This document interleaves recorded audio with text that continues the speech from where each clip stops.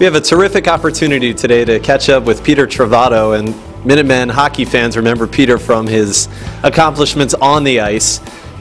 It's September 11th when we record this interview, which is a day that has a lot of meaning to you personally. And for those UMass fans that don't know what you've been doing since you left UMass, why don't you fill them in on your organization and what you've accomplished? Sure. Well, as everybody knows, that date changed the world. And after that, our sense of awareness of our security had heightened, and less than a year or two later, we were engaged in a conflict in Iraq or Afghanistan. And leading up into my senior year up at UMass, I was working in the State House, and part of that work had me reading through newspapers of unfortunately service members who had not returned. And I thought, going into my senior year, let's try to rally around that cause. Let's get the hockey team involved, let's get the university involved, and let's give them something that we have.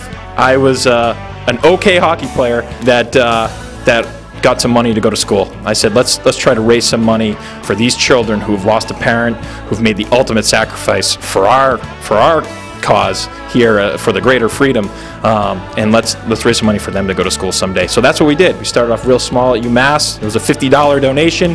The UMass hockey fans would support us with little gifts at games, and now we've raised up to $3 million for these kids, and we have kids in school now. So it's really come full circle. And this is your full time right now, isn't it? It's actually not my full time, but it feels like a full time job. So I don't get paid from the fund, but it takes up a lot of time working with the families and making sure that we honor them. This is about them.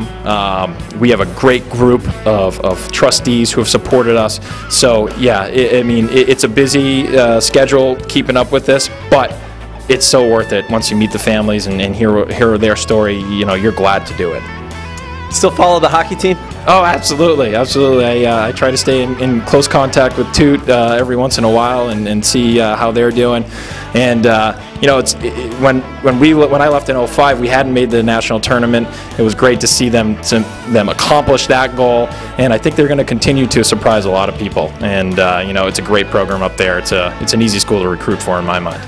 Peter, great catching up with you, and continued success. Thank you so much for the work that you do, and you're making UMass very proud, I know. Oh, thank you. Thank you so much for watching here on UMassathletics.com.